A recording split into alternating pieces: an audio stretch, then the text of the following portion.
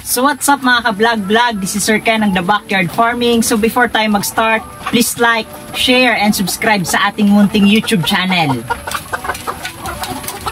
So ngayon mga ka-vlog-vlog, samahan nyo akong magpatuka ng ating mga alagang RTL or layers. At the same time, mag-harvest tayo ngayon ng mga itlog dito sa ating poultry house. So samahan nyo ako mga ka-vlog-vlog. Tara!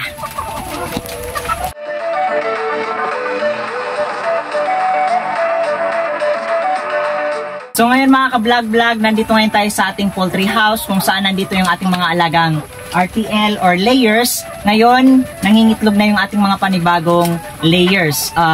Thanks God, ngayon paunti-unti dumadami na yung harvest natin from yung patak-patak na minsan nag-harvest lang tayo ng mga 5, 4 kada araw.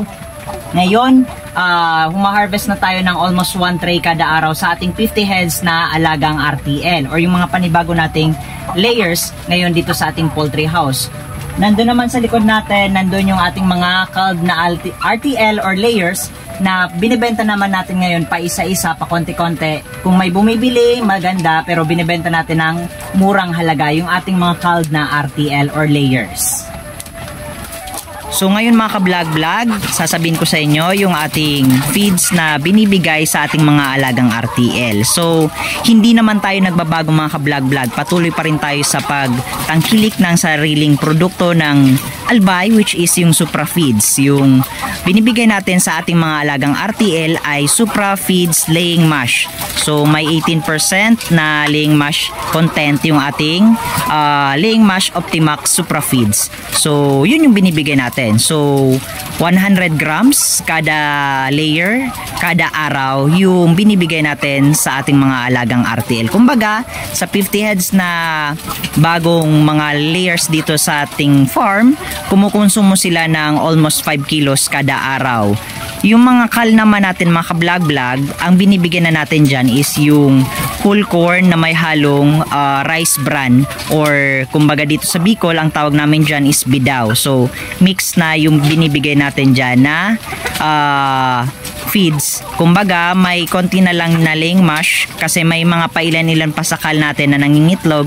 At the same time, minimix natin siya ng bidaw or rice bran. At the same time, may mga halo ng whole corn. Yun yung binibigay natin sa ating mga kal na RTL or layers. Pero dito sa ating mga bagong layers, ang binibigay natin again ay Supra Feeds Laying Mash. So yun nga mga ka-vlog-vlog, yung mga na-harvest natin ditong mga itlog ngayon sa ating poultry house ay dinidisplay natin sa ating sariling sari-sari store dito sa ating area, kung saan binibenta natin sa retail price. Compared dati na nag-harvest tayo ng maramihan, binibenta natin sa mga sari-sari stores within area sa halagang wholesale price. Ngayon naman, napansin ko na mas malaki yung matutubo ko kapag sariling sari-sari store yung binibenta or kung dinidisplay ko sa sarili kong sari-sari store compared kung dinideliver ko sa mga tindahan. Pero mas maganda kasi yung nakakapag deliver tayo sa mga sari-sari store dito.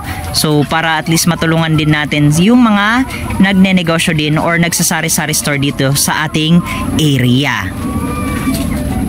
Kaya naman kapag marami na ulit yung harvest natin dito sa ating poultry house or poultry farm, ay magdi-deliver ulit tayo mga ka-vlog-vlog sa ating mga valued customers or mga sari-sari stores within the area. At the same time, yung mga talagang legit at patuloy na nag-order sa atin kahit noon pa man na nagsisimula pa lang tayo ng egg farming business or backyard egg farming business dito sa lugar natin mga ka-vlog-vlog.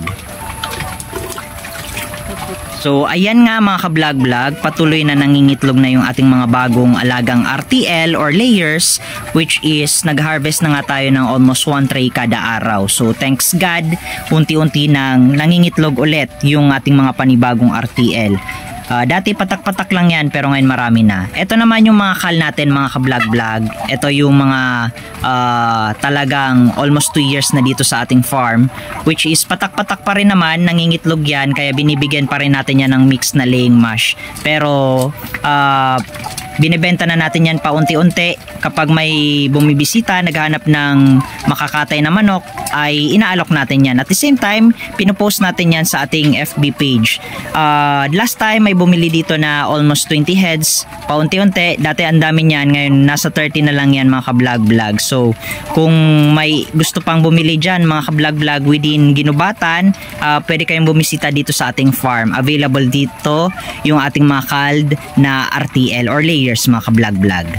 So ayun nga mga ka-vlog-vlog, tapos na tayong magpatuka ng ating mga alagang layers. At the same time, tapos na din tayong mag-harvest. So again, maraming salamat sa lahat ng supporters ng The Backyard Farming. So more than 1 year na tayo. Almost 2 years na pala tayo mga ka-vlog-vlog sa January. So maraming salamat sa lahat ng supporters ng The Backyard Farming.